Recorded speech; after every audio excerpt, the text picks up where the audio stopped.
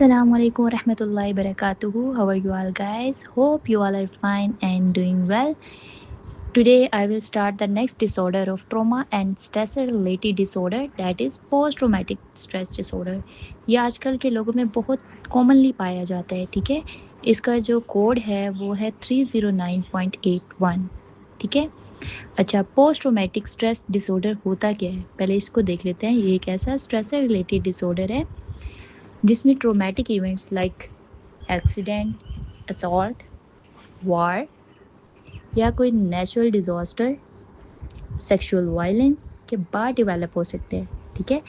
इसमें जो पर्सन है वो ट्रोमा को बार बार याद करता है और उसकी डेली जो लाइफ है वो उस चीज़ से मुतासिर होती है, ठीक है।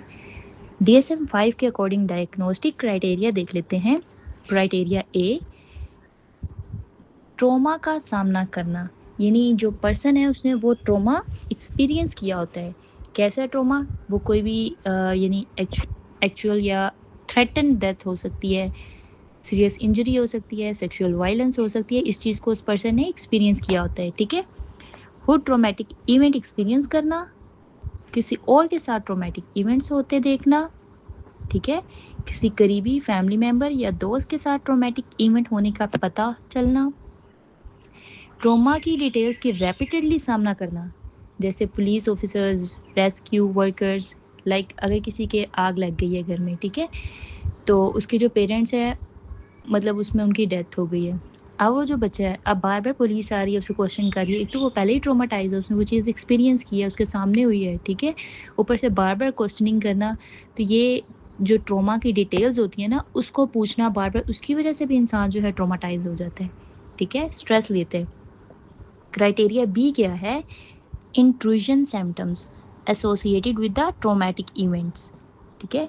ट्रोमा की बार बार परेशान करने वाली यादें आना, ठीक है, बार बार उस चीज़ को सोचना, ट्रोमा से रिलेटेड नाइटमेयर्स आना, ख्वाबों में उस चीज़ को देखना, फ्लैशबैक्स, जहाँ जो पर्सन है उसको लगता है कि वो ट्रोमा दोबारा हो रहा है, ठीक है, वो दोबारा हैपनिंग, ट्रोमा की याद दिलाने वाली चीज़ों से इंटेंस डिस्ट्रेस होना, लाइक दोबारा जब वो आग को देखता है, उसको दोबारा वो ट्रोमाटाइज हो जाता है, वो इवेंट उसके माइंड में आ जाता है, उसको सोचता है, ठीक है। एक तो उसको नाइटमेयर्स आ रहे हैं, एक तो वो उसकी वजह से एंजाइटी में है, दूसरा उसको फ्लैशबैक्स आ रहे हैं, उसके अलावा उसकी सोचें उन चीज़ों को देख देख के बार बार आ रही हैं, ठीक है। उसके थॉट पैटर्न्स उस साइड में हैं। ट्रोमा रिमाइंडर्स पर फिजिकल रिएक्शन होना, यानी हार्ट बीट तेज़ हो जाना, स्वेटिंग होना, यानी अगर उससे कोई बात भी करता है ना, रेपिटेडली क्वेश्चनिंग करता है या उसको डिस्कस करता है, वो चीज़ें उसके अंदर फिजिकली शो होना शुरू हो जाती हैं, ठीक है। फिजिकली सिम्टम्स उसमें आ जाते हैं। तो इस तरह का कोई एक भी उसके अंदर ये चीज़ अगर आती है ना इन सिम्टम्स से रिलेटेड, तो वो उसका पोस्ट ट्रोमेटिक स्ट्रेस डिसऑर्डर हो सकता है, ठीक है। क्राइटेरिया सी क्या है? अवॉइडेंस सिम्टम्स, ट्रोमा से रिलेटेड थॉट या फीलिंग को अवॉइड करना, ठीक है।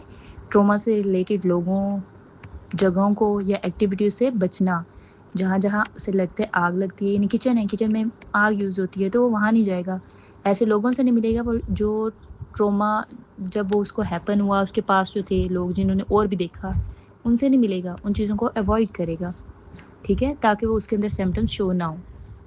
क्राइटेरियन डी देख लेते हैं। कोग्निशन और मूड में नेगेटिव चेंजेस आना, ठीक है। अब जो मैं सिम्टम्स शेयर करने लगी, उसमें से दो का होना बहुत ज़रूरी है। ट्रोमा से रिलेटेड जो बहुत ज़्यादा इम्पोर्टेंट बीच में पार्ट्स थे ना, उनको वो भूल जाते हैं, उनको वो याद नहीं रख पाते, ठीक है। अपने आप या दूसरों या दुनिया के बारे में नेगेटिव बिलीव्स रखना, ठीक है। खुद को कोसना कि अगर मैं टाइम पे पहुंच जाता है, मैं उनको बचा लेता, या ऐसे करता, या कोई और उसकी हेल्प करता तो बच जाते, मतलब उन चीज़ों को वो क्या करता है, गिल्ट में रहता है, रिग्रेट फील करता है, खुद को या दूसरों को ब्लेम करता है, फियर, गिल्ट, शेम या एंगर का उनके अंदर ये सिम्टम आ जाते हैं, ठीक है। एक्टिविटीज़ में इंटरेस्ट कम हो जाता है, लोगों से डिटैच्ड या अलग महसूस करते हैं, ठीक है, जैसे वो एक सेपरेट चीज़ है, उनके साथ नहीं बैठते, सोशल इंटरेक्शंस ख़त्म कर देते हैं। पॉजिटिव इमोशंस जो है वो महसूस करने में मुश्किल आती है, और अच्छा अच्छा नहीं सोचते, हर चीज़ को अब नेगेटिवली परसीव कर रहे होते हैं, ठीक है। क्राइटेरियन ई देख लेते हैं। अराउजल और रिएक्टिविटी में चेंजेस आ जाना, कैसी चेंजिंग? गुस्सा जल्दी आना या एंग्री आउटबर्स्ट हो जाना, ठीक है। रेकलेस या सेल्फ डिस्ट्रक्टिव बिहेवियर शो करना, खुद को ख़त्म कर देने वाला।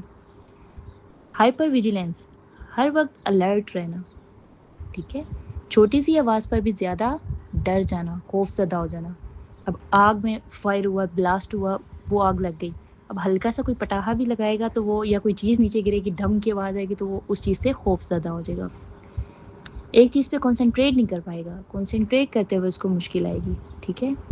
स्लीप डिस्टर्बेंस होगी, ठीक है, स्लीप में प्रॉब्लम आएगी, उसको फ्लैशबैक्स आएंगे, नाइटमेयर्स आएंगे, ठीक है।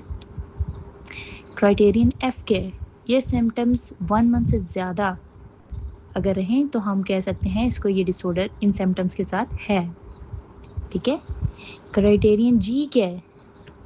सिम्टम्स सोशल, ऑक्यूपेशनल या डेली फंक्शनिंग में सिग्निफिकेंट प्रॉब्लम्स पैदा करेंगे, ठीक है। क्राइटेरियन एच क्या है? जो सिम्टम्स हैं वो किसी सब्सटेंस या मेडिकल कंडीशन की वजह से नहीं होंगे, ठीक है, ये ट्रॉमा ही है, किसी इवेंट की वजह से होगा। अब इसकी इटियोलॉजी देख लेते हैं, कॉजेज़ क्या हैं।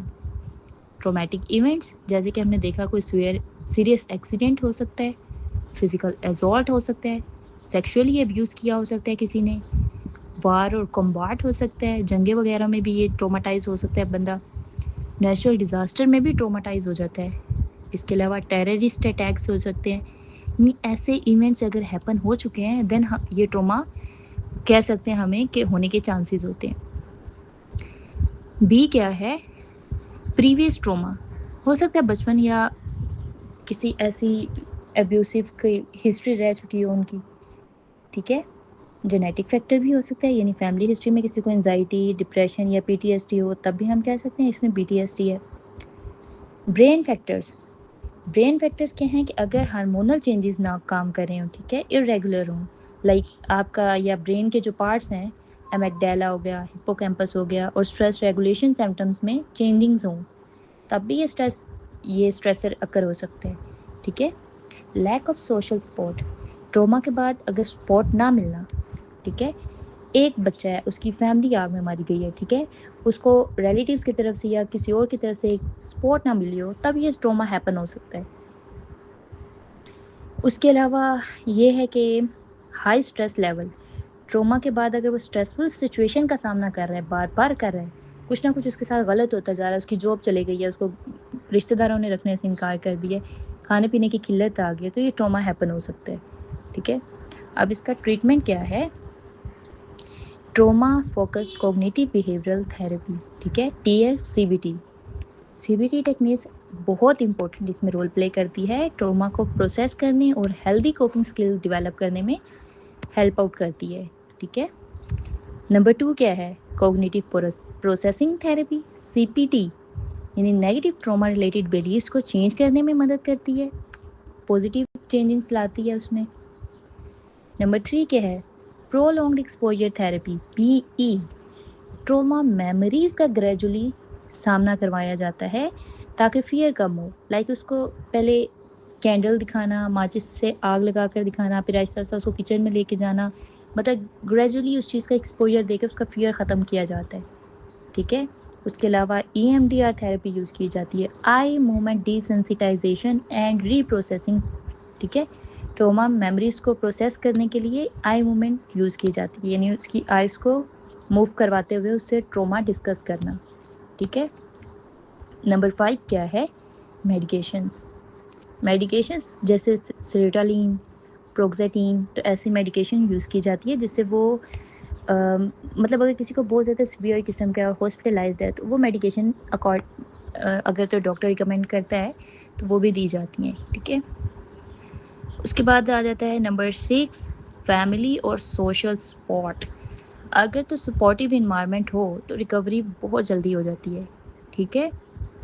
अच्छा, इसके लिए ना एक बच्चे ना वो एक हम कह सकते हैं एक सेल्फ टिप्स बनाई हुई है, क्योंकि ये बहुत इंपॉर्टेंट डिसऑर्डर है जो कि मोस्टली पेपर में आया जाता है, और हमारी जो डेली लाइफ एक्टिविटीज़ हैं, आए दिन हमें कोई ना कोई ऐसा लोग मिल रहा होता है जो कि ट्रॉमाटाइज हुआ होता है, ठीक है, ये बहुत कॉमनली यूज़ किया जाता है वर्ल्ड में।